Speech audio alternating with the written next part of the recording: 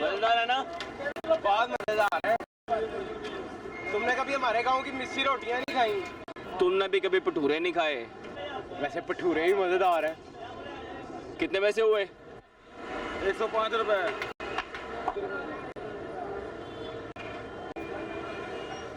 105 रुपए? पर मैंने तो सिर्फ 3 भटूरे खाए हैं। इन्होंने 18 खाए हैं।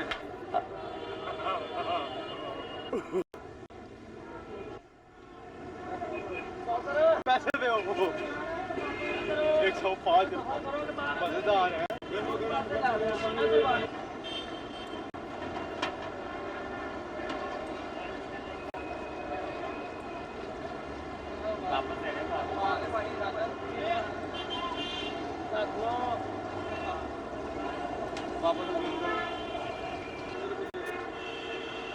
तुम परेशान क्यों हो फानी साहब?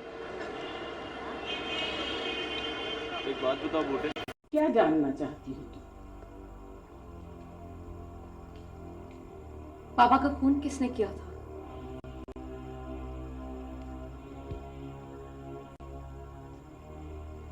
तुम ये जानकर क्या करोगी? उसके बाद मैं देखूंगी कि मैं कितनी कमजोर हूं। तुम कमजोर नहीं हो, किसी शख्स में इतनी जुर्रत नहीं कि तुम्हारी तरफ आंख उठा कर देख।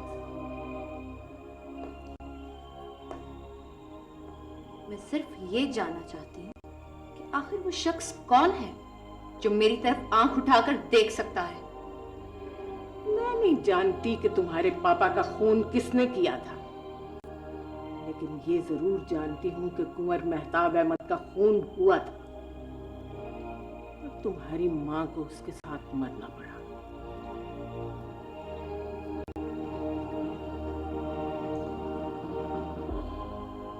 कुंवर शहवार अहमद से मेरे रिश्ते की इनकार की कड़ी क्या मेरे पापा के खून से नहीं मिलती? नहीं। तो फिर आपने इनकार क्यों किया? क्योंकि मैं जानती हूँ कि तुम शहवार से शादी नहीं करना चाहती। मुझसे तो इस बारे में नहीं पूछा गया। मुझे तुमसे पूछने की जरूरत नहीं है। क्यों? क्योंकि कुंवर मेहताब अहमद इस रिश्ते पे राजी नहीं थे। उन्हें इस रिश्ते से क्यों इनकार था? मीरू साहब आए।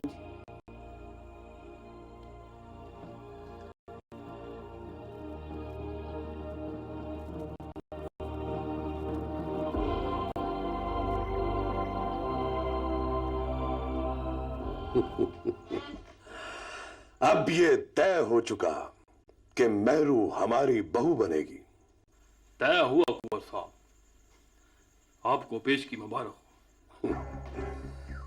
किस्मत की बात है डांगर, बुढ़िया को मेहरू की शादी देखना नसीब नहीं होगी।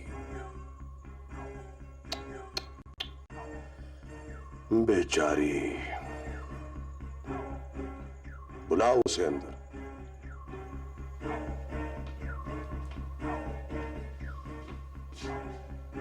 अंदर आ जाओ।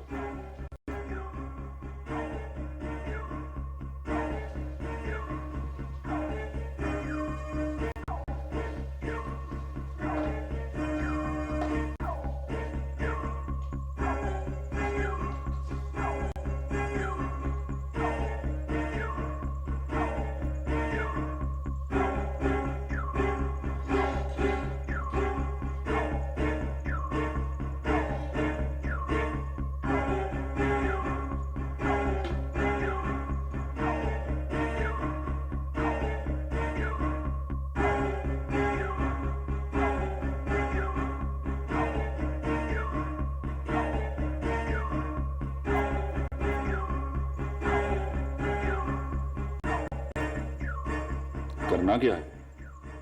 बुढ़िया की जिंदगी के 2-4 साल बाकी हैं। 2-4 साल और जी लेगी तो क्या तीर मार लेगी। हमने फैसला किया है, उसे अब इस बुढ़ापे के अजाब में नहीं रहना चाहिए।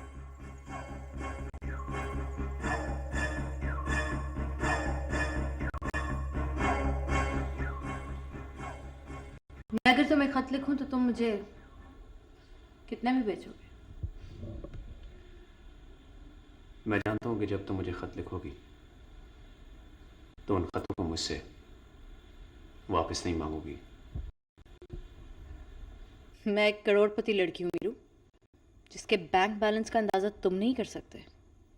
मैं ये बात पहले भी सुन चुका हूँ।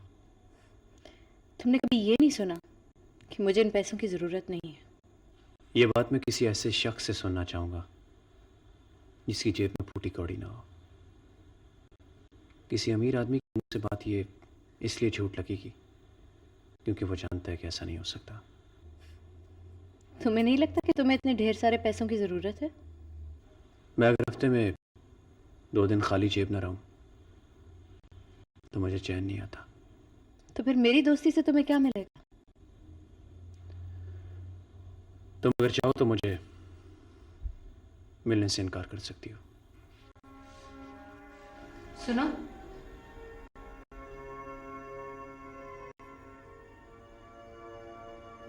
तुम ये भी तो कह सकते हो कि तुम्हें मेरे सिवा कुछ नहीं चाहिए। मैं जब भी ये कहना चाहता हूँ मुझे यूं लगता है जैसे मैं झूठ बोल रहा हूँ। क्यों लगता है कि तुम झूठ बोल रहे हो? इसलिए कि तुम एक करोड़पति लड़की हो जिसके बैंक बैलेंस का मैं अंदाजा नहीं कर सकता। लेकिन सच यही है कि मुझे तुम्हारे सिवा कुछ नहीं चाहिए।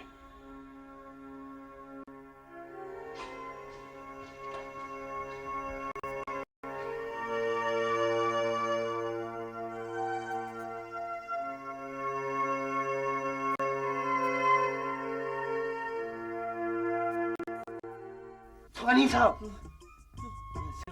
वाला आइडिया बुरा नहीं था। भटूरे खाने के बाद तुम्हारा दिमाग चलने लगा। मैं उस वक्त से यही सोच रहा हूँ। तो फिर लिखो खत। पर मैं लिखूंगा क्या? लिखो कि मैंने फानी साहब की जेब से 18 भटूरे खाए हैं। इस वक्त मैं बिस्तर में हूँ और मैंने धोती पहनी हुई है। ये तो खत ना हुआ तो फिर तुम्हारे ख्याल में क्या लिखना ठीक है? दरअसल मैंने कभी इस किस्म का खत नहीं लिखा ना। किस किस्म का? जिसमें लिखते हैं मुझे तुमसे मोहब्बत है। तो फिर मत लिखो। तुम भी अजीब आदमी हो, अब कहते हो मत लिखो। दरिया के किनारे खड़े होकर तैरने का गुर नहीं आता बूटे साहब, दरिया में कूदना पड़ता है। बड़ा मुश्किल काम है। तुम्हारा मतलब है पहले मुझे दरिया में कूदना पड़ेगा? बूटे एक काम कर, कोई चीज उठा के मेरे सर में मार दे। ये भी जरूरी है क्या? मैंने सिर्फ 3 भटूरे खाए हैं बूटा साहब, मेरा दिमाग तुम्हारी तरह तेज काम नहीं करता। ऐसी कोई बात नहीं, मैं खुद भी खत लिख सकता हूँ। तो फिर लिख डालो। सुबह लिखूंगा।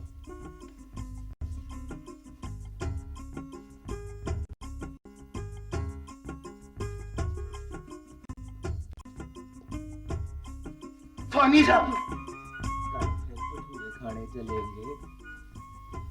तुम्हारे साथ भटूरे खाने मैं सिर्फ महीने की 1 तारीख को जा सकता हूँ।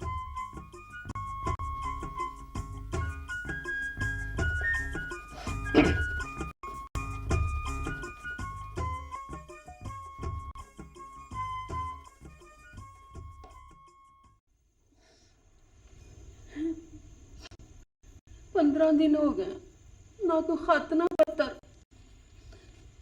पता नहीं मेरा बूटा किस हाल में होगा। अभी तो 15 दिन हुए हैं नवाब बीबी। वापस लौटेगा तो खैर से बाल बच्चों वाला होगा। मैं तो ऐਵੇਂ ही शाहजी के कहने में आ गई। हो शाहजी का डबोया कभी नहीं तरया नवाब बीबी। हो मुझे तो डर इस बात का है किसी की मुर्गी चुरा कर थाने में बैठा होगा। वहां कोई भी अब्बे की तरह नहीं मारता। चौधरी साहब, तुसी जाओ और उसको वापस लेके आओ। और जा रहा हूँ, पली मानस जा रहा हूँ। मैं इंतजार कर रहा हूँ, वो मुंशी गया हुआ गाड़ी लेने के लिए वहां से डेरे से। अल्लाह ने चाहा तो शाम तक अपड़ जाऊंगा उसके पास। चौधरी साहब, लाहौर जा रहे हैं? हाँ जी, लाहौर जा रहा हूँ बूटे को वापस लाने के लिए। लेखा का भी पता करना चौधरी साहब। जब से वे आके गई है कोई खैर खैरियत नहीं आई उसकी? हालात ही है वो। जाऊंगा उसके पास भी, बल्कि गुस्सा करूंगा उसके साथ। गुस्सा ना करना तो अच्छा। गड्डी आ गई है चौधरी साहब।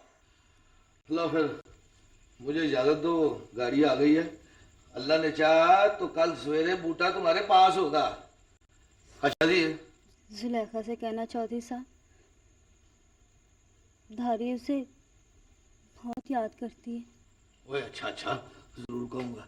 तू दिल हौला ना कर। हाँ शाबाश। लो जी, रब रखा। रब रख।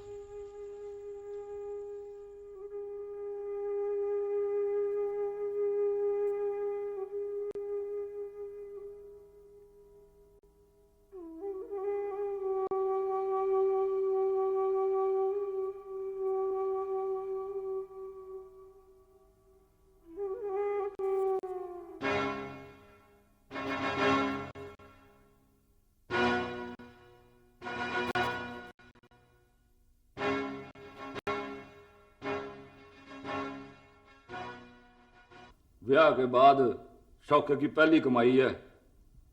अम्मा ने कहा तेरी झोली में डाल दूं। मासी, मासी पूछ इससे, 4 दिनों में इतने पैसे कहां से कमा के लाए ये? इसकी यही बातें मुझे बुरी लगती है अम्मा। ये लाहौर शहर है जुलेखा बेगम, यहां कमाइयों का हिसाब नहीं होता, नोटों का हिसाब होता है, नोटों का। हाय हाय, बदशगुनी की बातें ना कर जुलेखा। इन पैसों को संभाल के रख और दुआ कर अल्लाह इसकी कमाई में बरकत डाले।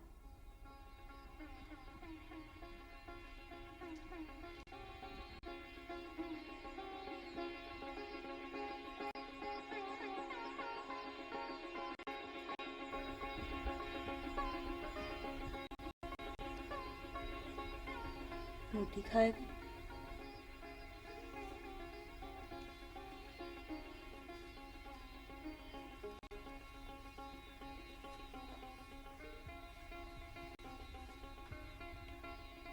रोटी शोटी तो मैं खा के आया हूं,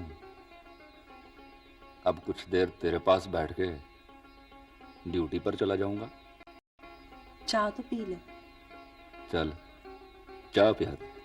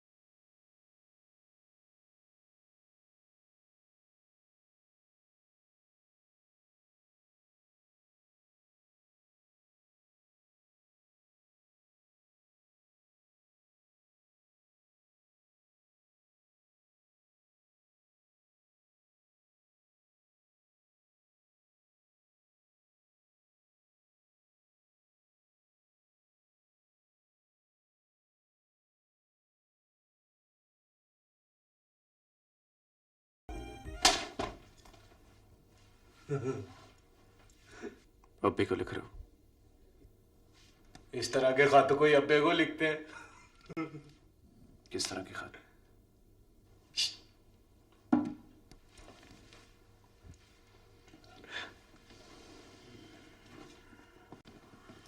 बड़ा जरूरी खत है, प्राइवेट। अच्छा, मेरा सलाम लिख देना। तुम्हारा सलाम क्यों लिखूं मैं? है सलाम तो किसी को भी लिख सकते हैं। अच्छा, मैं लिख दूंगा।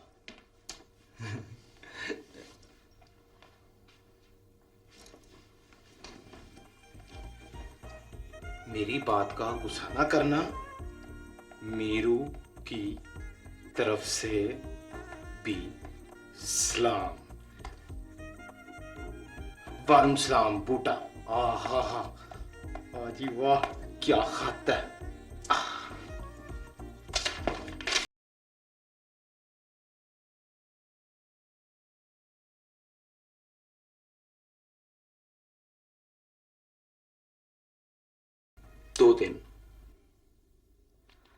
दो दिन मतलब Monday next.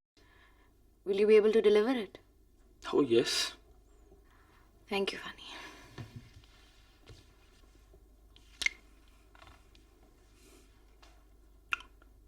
Are you all right? Yes, I am all right. मुझे लगा आप कुछ परेशान हैं। मैं बिल्कुल ठीक हूँ। वैसे परेशान होना परेशानी का हल नहीं होता, इस बात का अंदाजा हो गया मुझे। वो कैसे? मैं पिछले 16 दिन से बूटे के साथ हूं। वो मुझे किसी बात पर परेशान नहीं होने देता। वो क्या करता है? पहली परेशानी खत्म करने के लिए दूसरी परेशानी खड़ी कर देता। ओके। थैंक्स।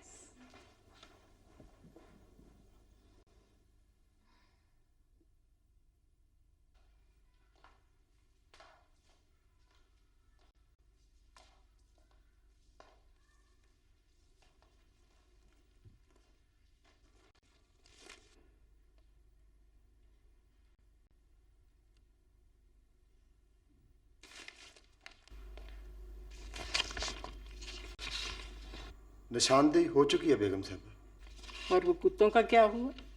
इस मर्तबा तो कोई कुत्ता दिखाई नहीं दिया। उन्होंने मेरे हाथ में बंदूक देख ली होगी।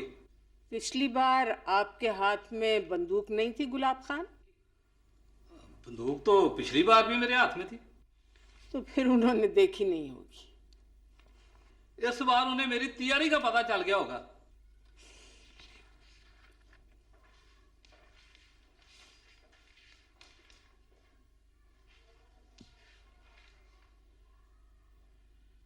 तुम रात को 1 बजे घर में घुसो। लॉन की तरफ से गुड़िया के कमरे का शीशा फाटोगे। चौकीदारों का क्या होगा? तुम्हारे साथी उनका बंदोबस्त कर लेंगे। तुम्हें बुढ़िया तक पहुंचाने की जिम्मेदारी उनकी है।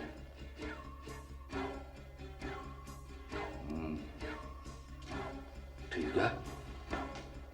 बुढ़िया को देखते ही गोली नहीं मारनी, पहले 4-6 ठुड्डे मार देना उसे। तो कुछ चोटे छोटे लगनी चाहिए ना, लगेगा निजामत हुई है। एक और जरूरी बात, आते हुए वहां से कुछ कीमती चीजें जरूर उठा लाना।